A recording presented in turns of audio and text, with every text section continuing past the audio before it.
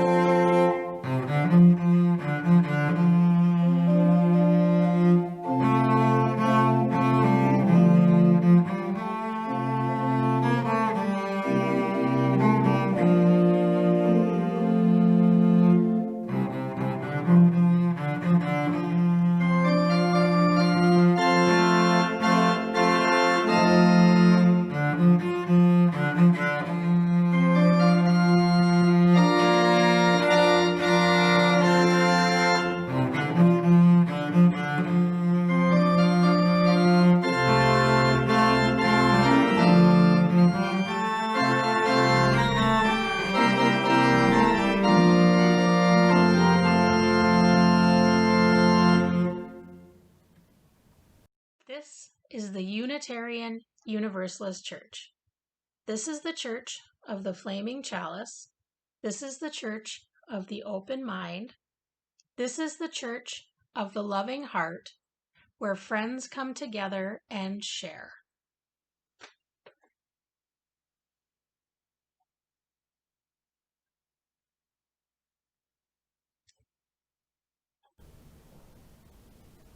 There is a simple joy when seemingly disparate actions unexpectedly come together.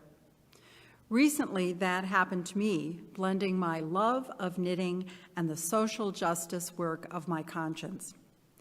In the everyday rhetoric of red states and blue states, created and exacerbated by winner-take-all electoral systems, we know our communities are really beautiful shades of purple. With a goal of making purple more visible, a group of artists have created the Empower People Project. The project logo depicts a purple VW bus, very reminiscent of Paul Wellstone's green bus, and so I've been thinking of his well-known quote, "We all do better when we all do better." The Empower People Project encouraged crafters of all mediums to create, to speak against injustice, and to vote. Anyone who knits, crochets, or sews is encouraged to make, share, and wear a purple bandana as a visible symbol of every citizen's right to vote. With each stitch of my bandana, I have been reflecting on my own voting experiences, my ease of registering to vote when we moved to Rochester, my ease of accessing my polling place, all the while knowing my experience is privileged. Growing up, voting was important in my family. I still remember the shock of hearing my father trying to convince his father of the importance of voting.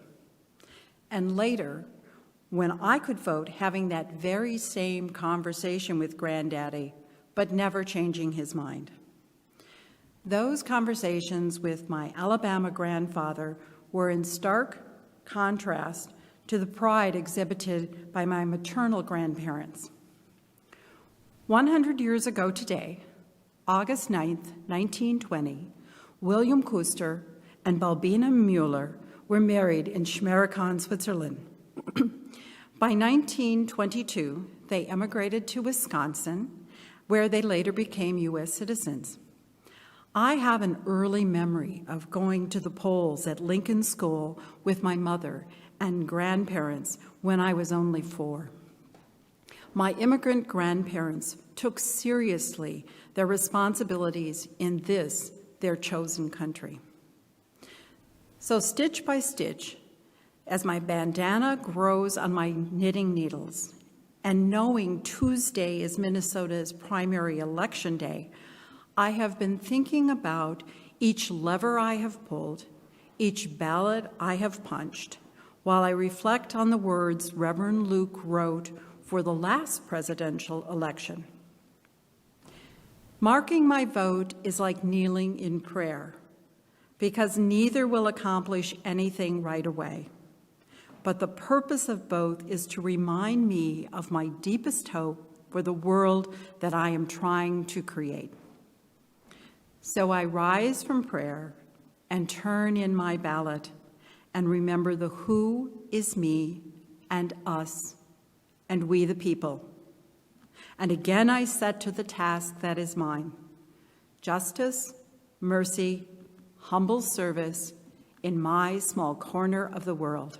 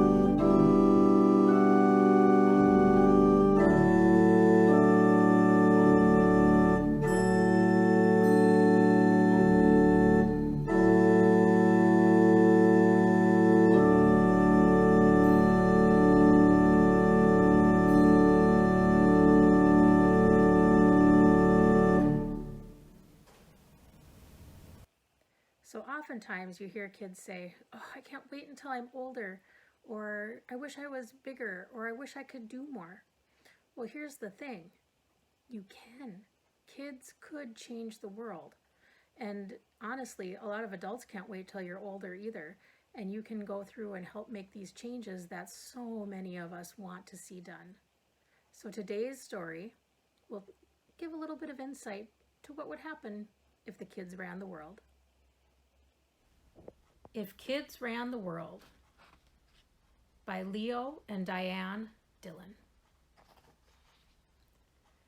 If kids ran the world, it would make it a kinder, better place.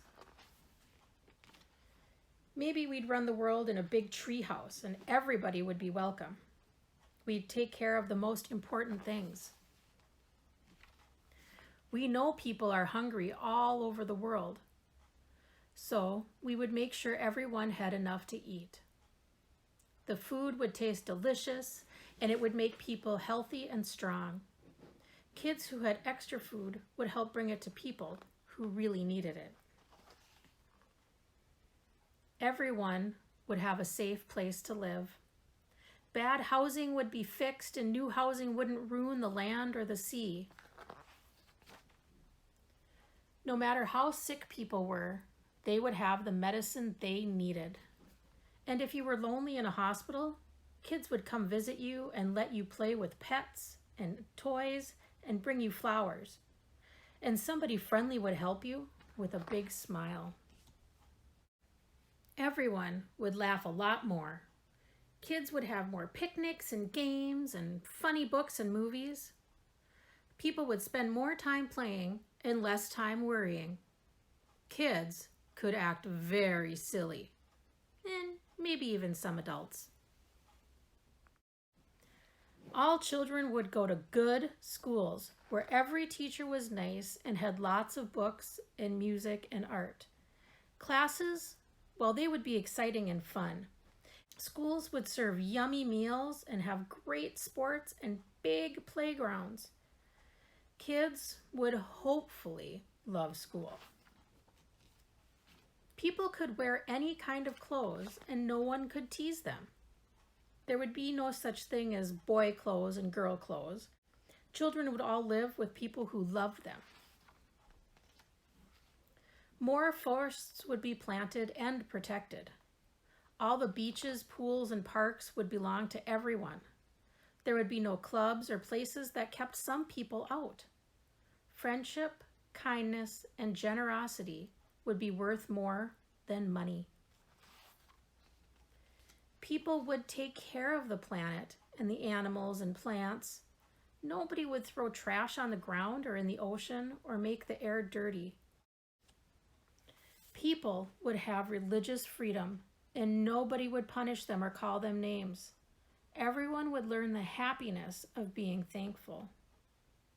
Even if they were busy, people would remember to stop and see the beauty of a sunset or a rainbow. All over the world, people would feel safe. People would live in peace together. No more hate. And everybody would learn how to forgive. If kids ran the world, would these things actually be possible? Yes, we think so. Because kids know that everyone can learn to share. Kids know how to try to do their very best. And kids know that the most important thing in the world isn't money or being king or queen or pushing other people around. Kids know that it's love. Giving it, showing it, and sharing it with everyone. It is true from the mouths of babes, so take a little bit of time, take a look at what you can do, and go out there and change it. Change the world.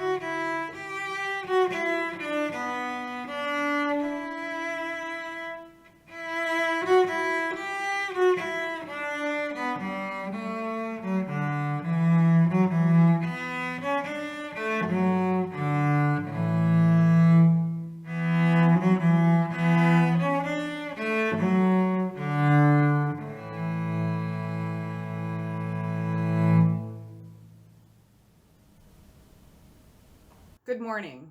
It is good to be with you. We are separated by space and time, but we are still together, and we gather in a virtual way as we continue to create a place of communal caring and connection. Be enriched by the virtual presence of each other, and draw yourself into the heart of love at this time of service and reflection. In this time together, we ask that our minds be open, our hearts welcoming, our arms embracing. We honor all who support us in this caring, loving, and all-inclusive ministry.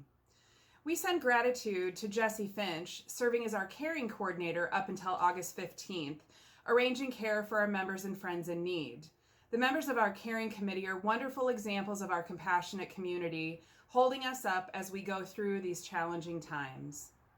And as we continue through this time of staying at home, many of us may need additional care, whether it be pastoral care, grocery delivery, or an errand run, and we encourage you to reach out to Reverend Luke or myself with that request. We thank all of you who have offered to assist our members with these requests, and we send gratitude to you all serving our congregation during this time. In this community, we make time each week to share pieces of our lives with one another. We do this because each person here has a value. Each person's experience matters. We lift up those whose lives are touched by sadness, by illness, by worry, or by loneliness. We revel in those who are celebrating joys in their lives. May their happiness lift us all. May all of us find comfort, hope, joy, and healing strength in this community. After having a fall, Naomi Atribune ended up in St. Mary's Hospital for a stay. She'll be in short-term rehab at Walker Methodist Place in Minneapolis for the foreseeable future, which is just blocks from her daughter Alex's home. We hold her tight in our hearts and send healing strength. Naomi would very much welcome cards of support and well wishes during this time. As we have over the last few months, we need to continue to reach out to all in our community to let them know that we are still here, holding and supporting them. We encourage you all to send cards and make calls to those that you love and support local businesses, opening the doors of communication and community. May the faith in the spirit of life, love for the community of earth, and love for the light in each other be ours now and in all the days to come. I invite you to take a deep breath. Breathe deep the breath of life. Breathe and sit deeply wherever you are gathering for this time. Feel above you the ancient stars and their light. Feel below you the ancient earth and its turning, holding you here between. May you know that in this house and in this time, you are named and you are known as beloved, as sacred. I invite you into this time of meditation and prayer, first by sharing silence together.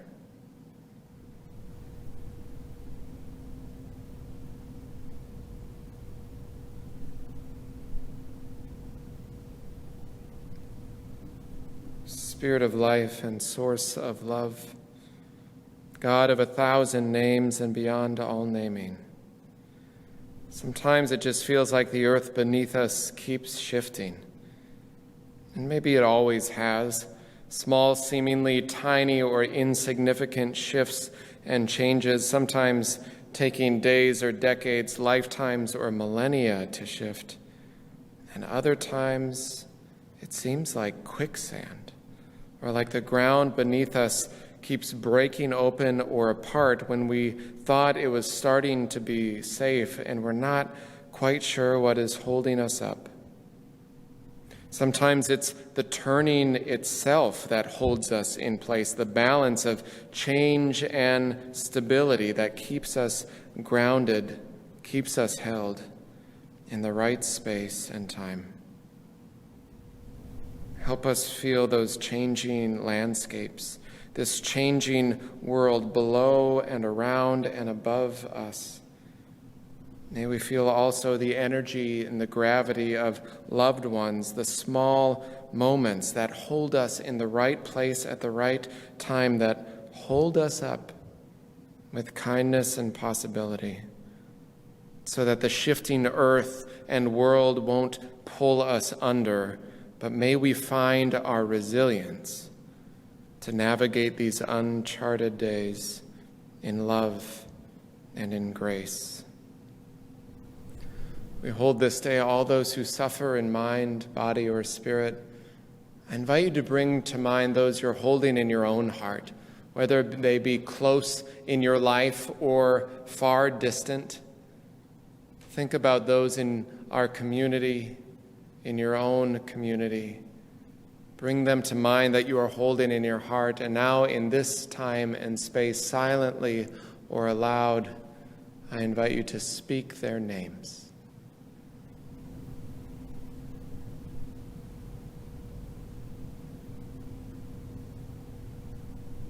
For all those names spoken, unspoken, may we be forever grateful for the fabric of love and life that weaves us together. May those threads hold us all in love and strength. These words of meditation come from Margaret Atwood. Water flows. When you plunge your hand into it, all you feel is a caress. Water is not a solid wall. It will not stop you, but water always goes where it wants to go. And nothing in the end can stand against it. Water is patient. Dripping water wears away a stone. Remember that, my child. Remember, you are half water. If you can't go through an obstacle, go around it. Water does. Amen.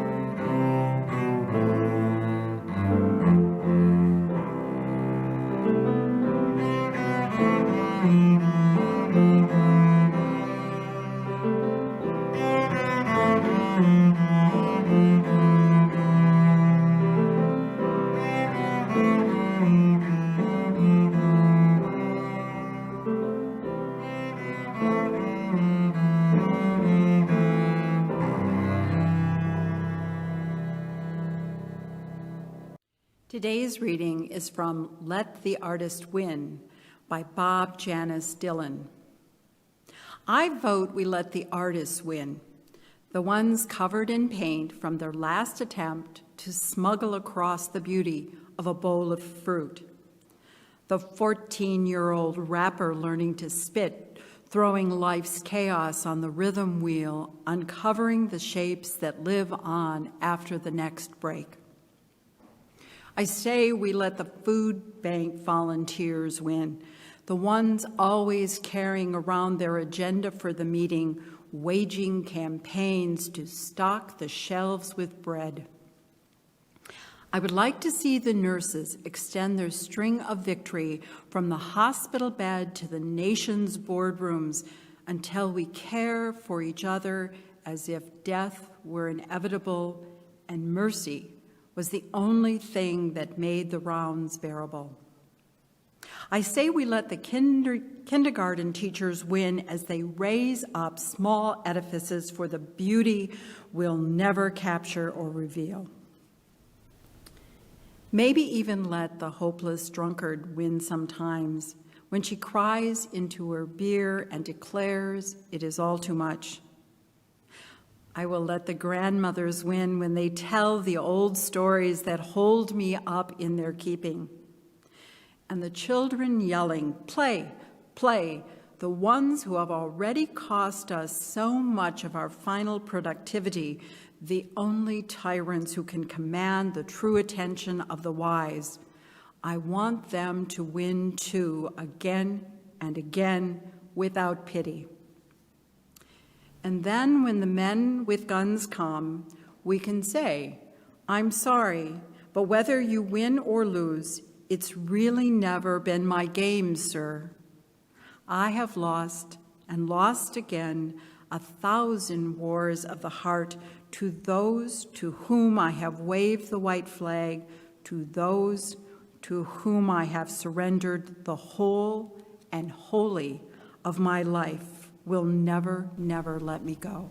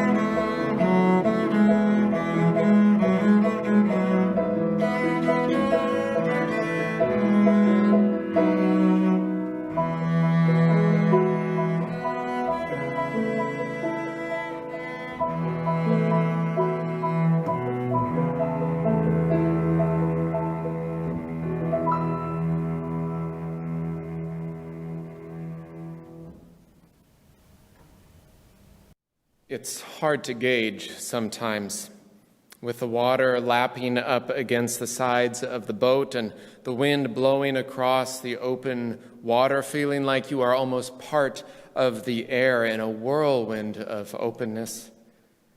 It's hard to gauge, really, with the blending of reeds that are swaying with the waves, where you feel each one of those waves but couldn't possibly count them.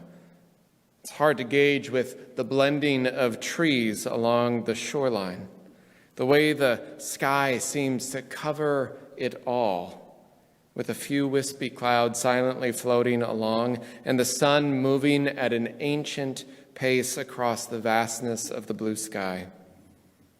Sure, you had put down the anchor, small as it was, but it's a small boat. It should hold just fine, you think, but there you are, when you really notice, as the fish stopped biting and the shore seemed further away, or was it closer, or was this a different shore now?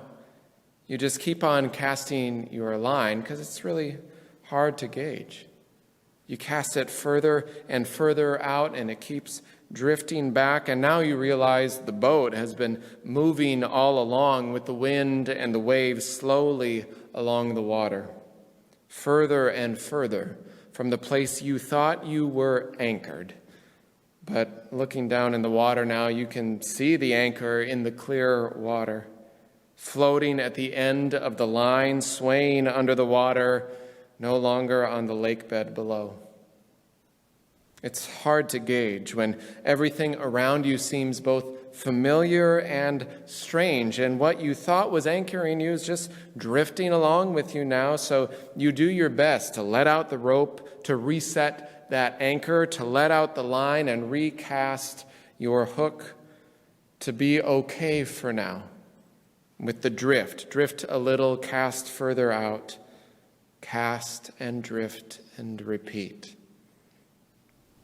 Now, I was never much of one for fishing, at least for not long amounts of time at all, once a year at most. But growing up, hearing all the stories of Jesus on the water and the parables of fishing, I felt in my family I ought at least to give it a try now and then. My grandfather loved to fish hours and hours, silent hours on the lake. And on this big open lake where we always ended up each year, we ended up drifting often, not really noticing until we had gone quite a ways how much we were drifting from that favorite spot where the fish, always would bite, or at least we thought. And you just kept resetting the anchor, recasting your line, not knowing what exactly, if anything, was going to hold. Casting questions into the deep, writes Peter Mayer in one of our beloved hymns, Blue Boat Home. Casting questions, casting lines, casting votes. All of it takes a certain amount of courage, of hope, or at least uncertainty. You cast these out as far as your soul, your heart can reach, unknowing of what will come of it, what's under that surface. Even as the world beneath you just drifts along, the surroundings changing all the time, often without even knowing it, because it seems to all blend together. Not sure of what, if anything, is anchoring you, or if that too has just been bouncing along the bottom, letting the wind take you where it will. And as you drift along, you keep on casting, because what else are you going to do? Perhaps this time something will catch, or something will take hold. Something will take hold of that line that you're casting out, those lines, the heartstrings, soul strings. You send them out into the unknown, dragging the anchor of hopes behind you again and again and again. I vote we let the artists win, writes the poet. I vote we let the food bank volunteers win and the nurses, knowing that mercy was the only thing that made the rounds bearable. I say we let the kindergarten teachers win, the poet writes. Let the grandmothers win when they tell the old stories that hold me in their keeping. Like in Anne's sharing today, the unknown hope of crossing oceans, crossing state lines and social lines of family identity and conversation, knitting together fabric strings of identity, of purpose, of commitment, of compassion, knitting together a proclamation of the right to vote and the obligation to vote year in, year out, at the polls or at your mailbox. And can you imagine a federal government declaring your right to vote, but then arriving at the polling station being refused the right based off of made-up technicalities or an official there that's just not too friendly to you, then finding a way to appease that election official and still being told no for another reason and another reason and another reason, each time coming back to cast your vote, extending the strings, the fabric of your heart and soul, again and again and again, over and over. And imagine the need to work so hard to prove your worthiness to vote, the worthiness of your humanity, and how that still happens every year over and over. It's not some history we just read about or hear about somewhere. It happens again in 2020 in just as evil and sometimes more subversive ways than in 1965 or 1877. Poll taxes, property ownership, questioning absentee ballots, polling stations and hours adversely affecting minority neighborhoods, gerrymandering, voter ID laws, voter roll purges. It seems that the waters of justice are murky at best. And that's the kind of tenacity it takes. As African Americans showed up over and over at the polls to vote, showing up, speaking up again and again and again, casting your line out into uncharted, uncertain, uneasy waters, casting your vote out into an uncharted and uncertain and uneasy world. To cast your unrealized hopes as a vote for the world you want, and to keep casting those questions and votes of your heart toward the world, not knowing what's going to come of it. Just one line out into the great expanse of the world, the waves of justice and injustice drifting. You feel each one but cannot count them. They lead to who knows where, the wind blowing in who knows which direction. Sounds a bit like life in the world, doesn't it? And how true is we make some progress and we don't, year in and year out. How true it is, as the poet writes, it is mercy that makes the rounds bearable. Round and round we go. As we navigate rough waters, impossibly horrible decisions of how and when and if to open this or open that, the nightmare of trying to be human right now, of trying to teach and learn and work and care, when you can't help a student learn how to hold a pencil even if you're in the classroom, or you can't show them facial expressions of how to show emotion behind a mask. Sometimes it seems to take more mercy than we thought was even possible for ourselves and for each other to navigate all that we're holding.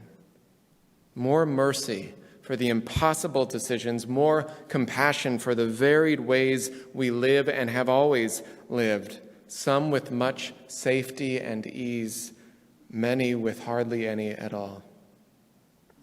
Sometimes I think we need so much mercy to make these rounds. Another year around the sun, another generation, another election, another year more uncertain than ever in memory. It's hard to gauge, isn't it? Just how much we've drifted from that place we were sure that the fishing was good, that life was good. It's hard to gauge how strong the wind is or which direction it's changed. It's hard to gauge if our anchors of love and mercy and justice are holding or just bouncing along the bottom, or if the anchors we're clinging to aren't what we really need.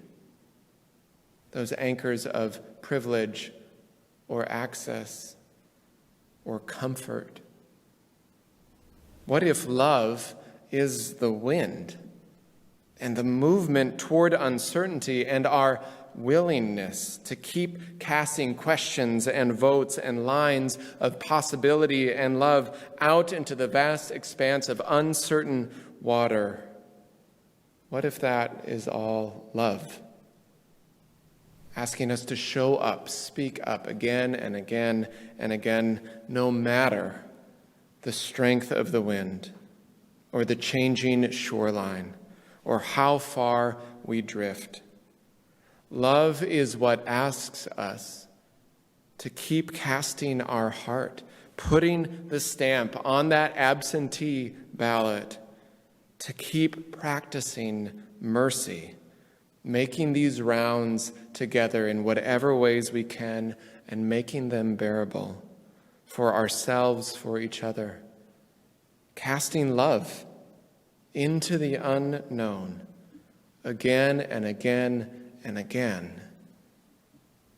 We might not know how far we've drifted. We might not know what is anchoring us or if they're holding.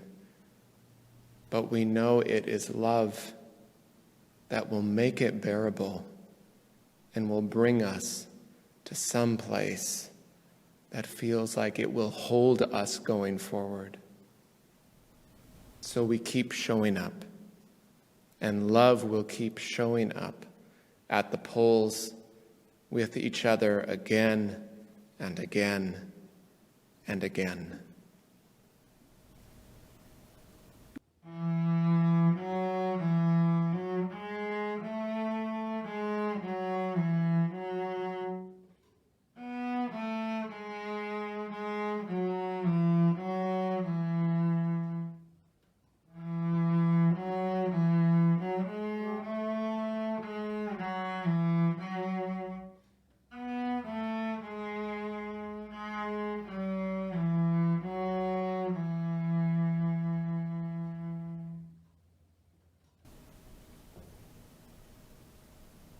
Go yonder, and gather the people. Give them not hell, but courage and hope. Give them something of the love you have found here, and tell all the people that love is our home. Amen.